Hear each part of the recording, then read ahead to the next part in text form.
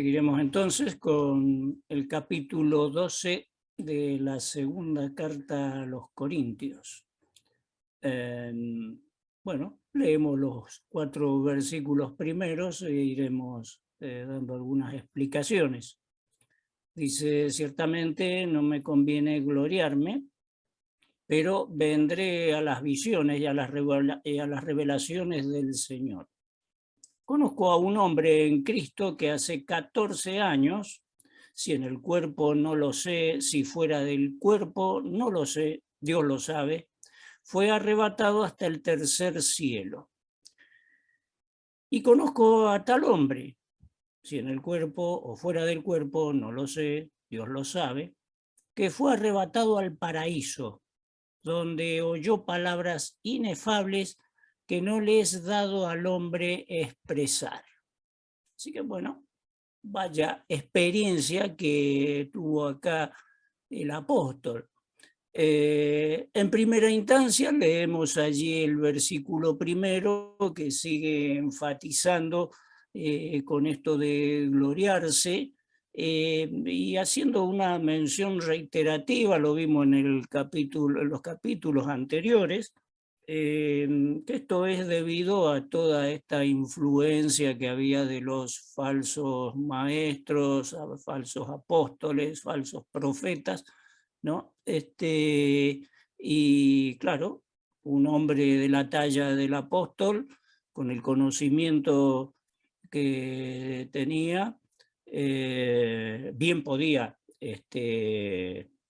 gloriarse, ¿no?, en todas estas características, pero eso sería ponerse a la par de los otros, que eso es lo que hacían. Así que él trabajaba para mantenerse en un concepto de humildad. Pero claro, le pasaban cosas que eran ciertamente al día de la fecha, podemos decir, de mucho porte, de mucha elocuencia, ¿no? A estar allí, poder ir a la presencia donde habita Dios, el tercer cielo. Entendemos por las referencias bíblicas que hay 3 cielos. El primero, esto que vemos en la atmósfera, ¿no es cierto?, esto azul que se percibe a primera vista, luego lo que llamamos el universo, ¿no es cierto?, los planetas, todo esto como segundo cielo. Y el tercer cielo, que ese sí no lo vemos, que es donde habita Dios. De hecho, que las distancias, si nosotros queremos introducirnos en algo de esto, percibir algo de esto, es tremendo, ¿no es cierto? Semejantes distancias, lo que escuchamos hablar, la ciencia que sucede en el espacio nomás, en lo que conocemos en el universo, son tremendas las distancias, años, cientos de años luz para llegar a algún planeta, cosas imposibles directamente, ¿no? Así que verdaderamente lo que le sucede ahí al apóstol es ciertamente una situación milagrosa de parte de Dios que, bueno, para él las distancias evidentemente no son una dificultad y en un momento puede transportarse, digamos, en esas grandes distancias. Pero más allá de distancias y cosas por el estilo, era lo que pudo ver el apóstol allí. Y verdaderamente no dice ni lo que vio ni lo que escuchó, porque dice que era algo tan tremendo que no tenía cómo definirlo. Cosas inefables, ¿no es cierto? Que son, cómo definirlas, cómo expresarlas, no tenía palabras, ¿no? Pero ciertamente había sido impactado por esto, ¿no? Se menciona también en los comentarios, también cuando ocurrió esto. Dice allí, da una referencia, conozco un hombre 14 años atrás, ¿no es cierto? Posiblemente tenga coincidencia con lo que sucedía en aquel primer viaje misionero, que en la zona de Listra nos cuenta allí el capítulo 14 de los Hechos. Hizo una sanación, un hombre que estaba allí paralítico de nacimiento, y bueno, ahí nomás los que estaban allí lo confunden con una encarnación de los dioses, de Júpiter, etcétera, pero interviniendo los judíos allí con sus habilidades, lo terminan apedreando en conclusión, y lo dan por muerto y lo sacan de la ciudad. Posiblemente, si estuvo muerto o no estuvo muerto, en ese evento, puede haber sido que haya sucedido esto, que el Señor ocupó ese tiempo para llevarlo a ver estas cosas inefables, como dice la Escritura. Así que, ¿qué aprendió allí y qué fue lo que vio? Como mencionamos, no sabemos, pero ciertamente iba a ser un elemento que le iba a alentar a hacer el trabajo que tenía que hacer. Evaluamos esto, la Biblia es escueta en ese sentido para definir estas cosas, pero ciertamente Dios no hace las cosas porque sí nomás, los hace con un propósito, y semejante evento seguramente le sirvió al apóstol para llevar la misión que tenía en esos tiempos tan contradictorios, anunciar el verdadero mensaje, ¿no? El mensaje del Evangelio, el mensaje de salvación. Seguimos con el capítulo 5, leemos ahí 2 versículos más. Dice: de tal hombre me gloriaré, pero de mí mismo en nada me gloriaré, sino en mis debilidades. Sin embargo, si quisiera gloriarme, no sería insensato, porque diría la verdad. Pero lo dejo para que nadie piense de mí más de lo que en mí ve u oye de mí. Qué buena característica podemos apreciar acá del apóstol, siguiendo en el énfasis que hace acerca de gloriarse o versus ser humilde, ¿no es cierto? Y él se tenía que manifestar en un concepto de humildad, pero también de firmeza, ¿no es cierto? Porque era muy contradicho el mensaje que él estaba anunciando respecto a toda esta otra mezcla confusa que venía de estos falsos maestros, ¿no? Y uno se queda con esas imágenes, digamos, de lo que puede ser un mundo de estas contradicciones de mensajes confusos, que no nos tiene que sorprender mucho, porque al día de la fecha nosotros no vivimos cosas muy diferentes. Quizás no estamos presentes o tan vistos como en los tiempos del apóstol, donde las cosas eran tan diferentes. Lugares como Corinto, donde el paganismo, digamos, adoración a diversos dioses de toda índole, era lo acostumbrado, ¿no es cierto? Idolatría, adoración, etcétera, ¿no?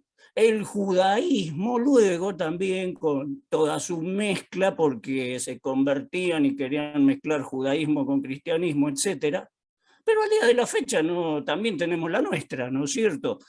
Todas estas religiones con diversos mensajes de error, que a lo mejor por la sociedad en que vivimos a nivel mundial está más distraída de estas cosas, viviendo las vidas puntuales, personales, cada uno, ¿no es cierto?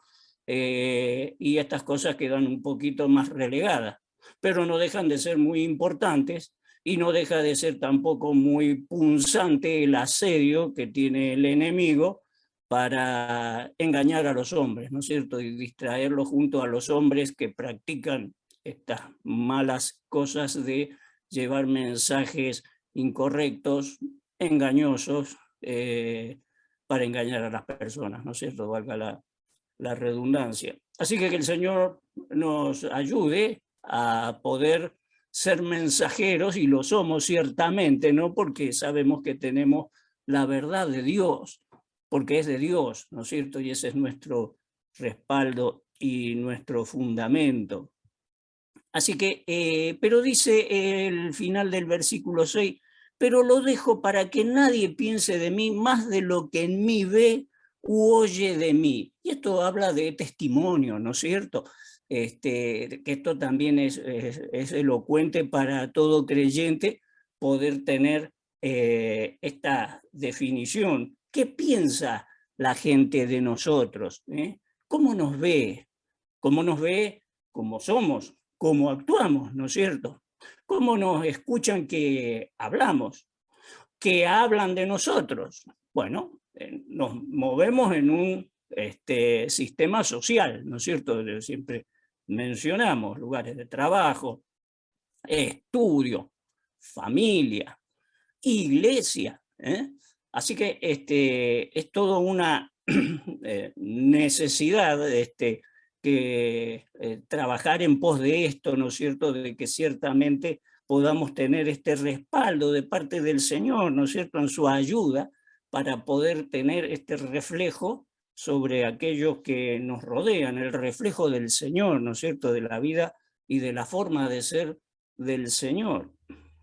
Pero dice muy elocuentemente el versículo 7, para que la grandeza de las revelaciones, esto de que había sido trasladado al tercer cielo, no me exaltase desmedidamente, me fue dado un aguijón en mi carne, un mensajero de Satanás, que me abofetee para que no me enaltezca en sobremanera.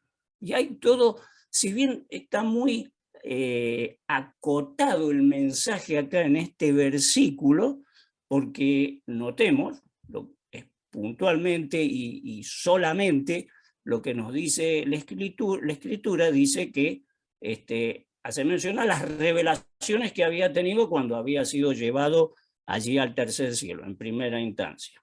Pero dice que eso que le podía producir un exaltamiento desmedido, quizás no por él, sino por justamente lo que mencionábamos recién, por la tarea que tenía de manifestarse a aquellos que estaban confundidos y poder ser certero, verdadero en lo que hablaba, convincente, pero no por exaltaciones en sobremedida, ¿no? Pero dice, le fue dado entonces un aguijón en la carne. Segundo dato. Tercer dato, dice que es un mensajero de Satanás. Así que, exaltación, aguijón en la carne, en la frase, mensajero de Satanás, involucra a Satanás, que me abofetee para que no me enaltezca en sobremanera. Ahora, uno, claro, revisando un poco los distintos comentaristas, en general todos opinan de que, bueno, quizás era un problema físico en el apóstol, la vista, o alguna otra dolencia física, etcétera, y la cosa da vuelta por allí. Pero fue notorio el comentario de MacArthur. Es muy enfático y muy diferente, y la verdad que es para tenerlo en cuenta, a todos los demás. Porque si bien, como decimos, lo que se puede ver es lo que está simplemente acá en estas palabras que leemos en este versículo, MacArthur dice de que el aguijón, esa expresión de aguijón habla de una estaca, y no una estaca por una estaca clavada en el cuerpo, no, la idea de una estaca de algo, de un obstáculo, que impide avanzar, a eso está refiriendo. Entonces, aguijón es una estaca, que es un obstáculo que impide avanzar. Y justamente es un mensajero de Satanás, o sea que el que propone, el que proyecta ese obstáculo es el mismo Satanás. Dice, opina MacArthur, que podría ser que alguno de estos falsos maestros estuviera muy o endemoniado o muy influenciado por el mismo Satanás en una labor de un líder que sobrellevaba a los otros también, ¿no es cierto?, para esta oposición al mensaje verdadero que tenía el apóstol.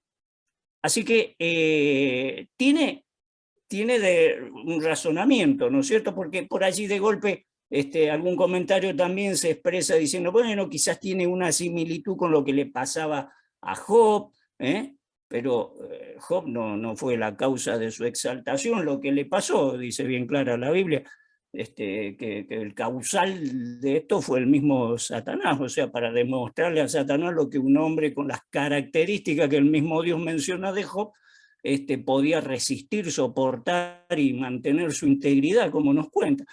Parece que no tiene relación el caso con el apóstol, pero es interesante, es una opinión, no podemos garantizar ni una cosa ni la otra, porque nos dice así la Escritura y no nos da ningún mayor detalle. Pero evidentemente lo que dice MacArthur tiene un encaje, digamos, con la situación que se vivía en aquellos tiempos. No deja de ser algo importante que en esa labor que le disponía, en esa contradicción que le generaba al apóstol, eso le promovía una lucha. Y quizás se hacía falta que se manifieste ese luchar, ese perseverar, y no decaer y tener que ser asistido por el mismo Dios, porque es lo que nos va a referir a continuación.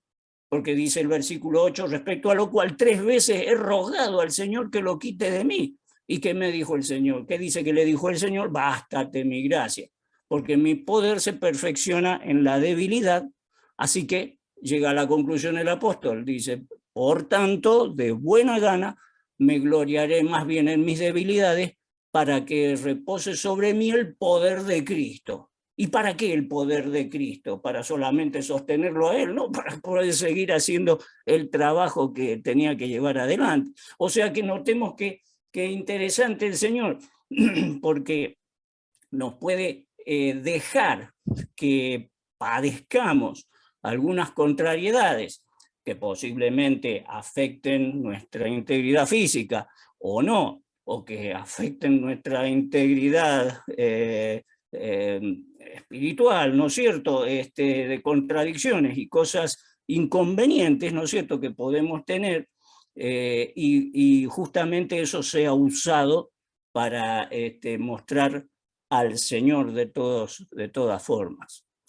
Seguimos adelante con la lectura. El versículo 10 dice, por lo cual, por amor a Cristo, me gozo en las debilidades, en afrentas, en necesidades, en persecuciones, en angustia, porque cuando soy débil, entonces soy fuerte. Notemos que acá esto también da cierto respaldo a MacArthur, ¿no? Porque de lo que denota acá no habla nada físico, ¿no? Dice, me gozo en debilidades, afrentas, necesidades, persecuciones, angustia.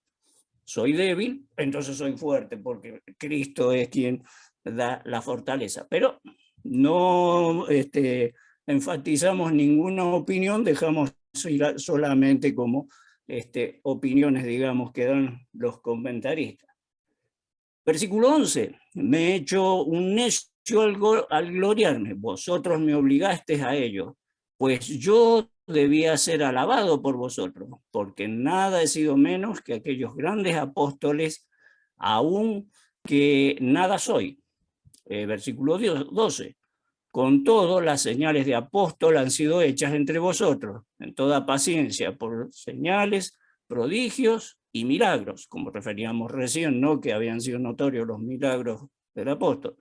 Porque ¿en qué habéis sido menos que las otras iglesias, sino en que yo mismo no he sido carga?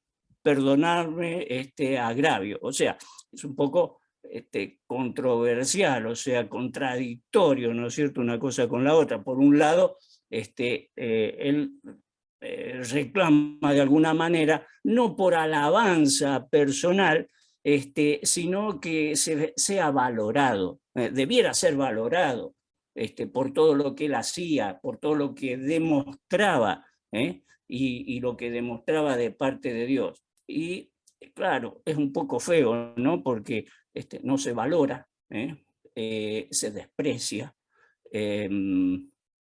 bueno, cierta humillación inclusive, pero que pueden ser también situaciones que parte de alguna vivencia en nosotros también, pero qué bueno es pensar que el Señor padeció todas estas cosas también. Así que si el Señor padeció esto, si al Señor lo dejaron de lado, si al Señor no lo valoraron, ¿eh? Al apóstol evidentemente tenía sus dificultades, y bueno, y si nosotros estamos en situaciones por el estilo, también tenemos que levantar nuestro ánimo, ¿no? Porque es parte del evento de ser creyentes y de llevar el mensaje del Evangelio. Ahora enfatiza, como estamos leyendo el versículo 13 siempre, que él demostraba estas cosas. Y en una de las partes que lo demostraba era no ser carga. Él no quería ser gravoso, lo viene diciendo insistentemente en varias oportunidades. Porque, ya lo mencionamos en el capítulo anterior, los falsos maestros y demás usaban su maestría para recibir también sus recompensas económicas, ¿no? Así que el apóstol no se quería comparar o parecer de ninguna manera a estos falsos maestros recibiendo algún donativo allí, alguna ofrenda, porque estaba completo, también lo manifiesta por lo que hacían los hermanos de otras asambleas como la de Filipos, ¿no? Versículo 14 nos dice: he aquí por tercera vez estoy preparado para ir a vosotros, y no seré gravoso. Insiste con lo mismo, ¿verdad? Porque no busco lo vuestro, sino a vosotros, pues no deben atesorar los hijos para los padres, sino los padres para los hijos. Frase muy elocuente, por cierto, ¿no? Pero notemos el sentir también que tiene el apóstol, ¿no? Dice, voy a ir a verlos de vuelta, pero no tengo ningún interés que tenga alguna asociación con lo material o cosa por el estilo. Los quiero a ustedes, ¿eh? O sea, es un sentir de hermano, ¿no es cierto? Y qué bueno es podernos reflejar en esta actitud, de este sentimiento hacia los hermanos, ¿no? Él no tenía ningún interés particular, él quería estar, era comunión su interés, ¿no es cierto? Y da esta frase tan elocuente que dice, pues no deben atesorar los hijos para los padres, sino los padres para los hijos, y dándonos también una referencia a lo que es ser padres e hijos, él, en el contexto de un padre espiritual, ¿no es cierto?, sobre aquellos corintios, pero también cuando nos toca en la familia ser padres de nuestros hijos, ¿no? O sea, los padres proveyendo a los hijos y de una manera correcta, ¿no es cierto? Porque es un tema, sería un tema para tratar también, pero lo tocamos rápidamente así, diciendo de que no es solamente pasa por lo económico, si bien padres en buena posición pueden delegar ciertas situaciones, valores económicos sobre los hijos, pero creo que es lo menos importante. Lo más importante es lo que se le puede atesorar a los hijos para que ellos se conduzcan, ¿no es cierto? O sea, proveerles herramientas, no darles, como se dice en el dicho popular, el pescado, sino la caña para pescar, ¿no es cierto? Y enseñarles a pescar. Y de eso se trata, eso es tesoro verdaderamente, ¿no? Capacidad para que se cumpla, digamos, una enseñanza importante de los padres sobre los hijos, atesorar, como dice acá, enfatiza la Escritura. Y seguimos leyendo el versículo 15, dice, y yo con el mayor placer gastaré lo mío, y aún yo mismo me gastaré de todo por amor de vuestras almas, aunque amándoos más, se ha amado menos. Y esto es un poco lo que referíamos recién, enfatizándolo nuevamente.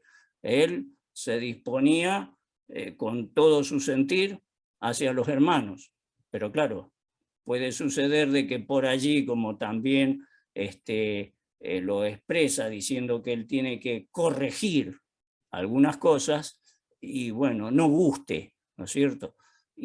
Pero por allí hay mucha enseñanza también en la escritura acerca de cuando hay una capacidad de dar a entender algo, de anunciar algo que puede ser riesgoso.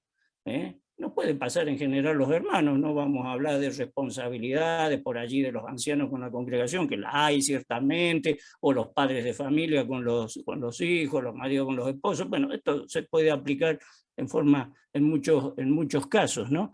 De tener la enseñanza correcta, vamos a decir así, pero por allí a la hora de marcar los errores, bueno, no gusta y ser tenido en poco. Y yo creo que era una situación también que lo afectaba al apóstol, pero él le dice que aunque amándoos más, era por causa de su verdadero sentimiento que tenía por los hermanos, dice que él se ha amado menos. Pero como diciendo así, todo iba a perseverar en lo que tenía por delante. Versículo 16 dice, pero admitiendo esto, que yo no os he sido carga, nuevamente enfatiza la expresión esta, sino que como soy astuto, os prendí por engaño. Esto no, lo está diciendo como para que se orienten y se den cuenta, porque va a explicar a continuación que no era así.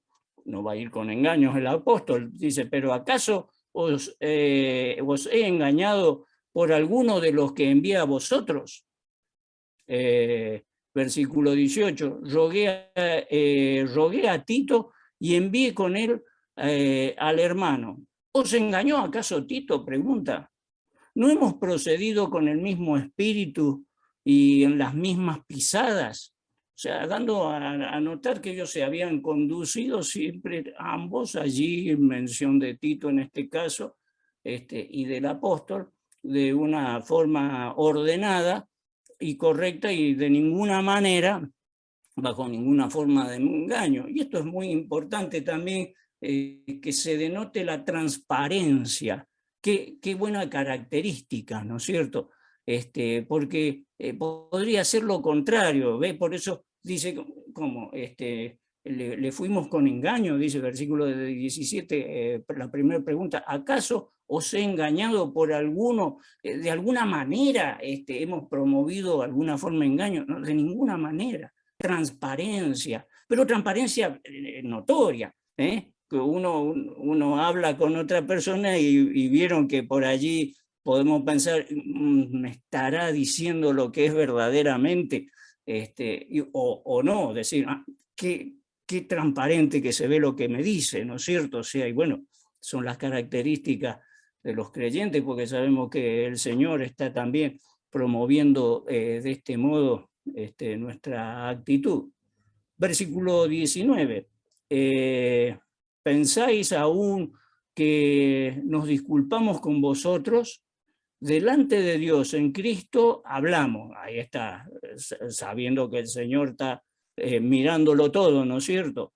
Y todo muy amados para vuestra edificación. Y ahí vuelve a expresarle cuál es el objetivo del apóstol. La edificación, que crezcan, que conozcan, que aprendan y se desarrollen. Y ese era el objetivo sin igual. Ahora, versículo 20 dice, pues me temo que cuando llegue no os halle tales como quiero. Y acá viene un problema, ¿no? y yo sé hallado de vosotros cual no queréis. Claro, no les iba a gustar, es lo que mencionábamos recién, ¿no? Que haya entre vosotros contiendas, envidias, iras, divisiones, maledicencias, murmuraciones, soberbias, desórdenes. Y quizás podríamos alargar la lista, la Biblia lo hace, ¿no es cierto?, con toda una serie de estas cosas desagradables que están en las personas, que están en nosotros mismos. Claro, no se manifiestan, son las que pertenecen a la vieja naturaleza. Esto no nos debe asombrar, ¿verdad? Podríamos decir quizás que en el creyente eso tiene que estar encapsulado, ¿no es cierto?, para que esté fuera de actuación. Por amor al tiempo no lo buscamos para desarrollar, pero es bueno enfatizar lo que dice Romanos en el capítulo 6 a partir del versículo 9, donde habla de justamente la obra del Señor,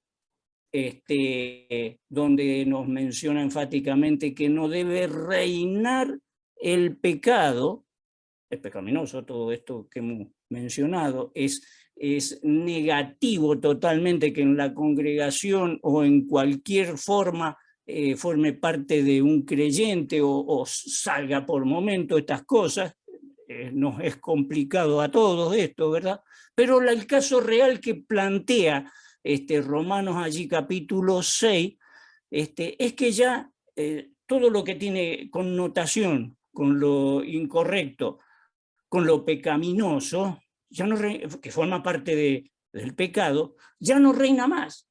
Antes reinaba. Antes era quien daba las órdenes, era el rey. Si reinaba, era el rey, el mal, ¿no es cierto? Ahora, el énfasis allí en el pasaje de Romanos capítulo 6 dice que ya no estamos bajo la normativa de la ley, sino bajo la gracia, queriendo decir que ya ahora ¿quién reina? Reina Cristo y la nueva naturaleza que Él nos dispuso.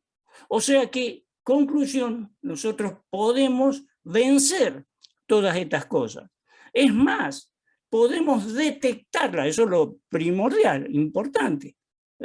Esto es mirarnos al espejo y evaluarnos, esto es permanente, ¿no es cierto?, la labor que tenemos que hacer, porque de esa manera es como nos podemos desarrollar, podemos cambiar y podemos mejorar, y todos estamos involucrados en este menester. Pero qué bueno es saber que tenemos algo tan fuerte como la obra del Señor que afectó esto tan importante, ¿no? Donde verdaderamente ahora el que está en Cristo, nueva criatura es. Pero ¿cómo puede ser? Y algunas cosas no son nuevas, siguen siendo viejas.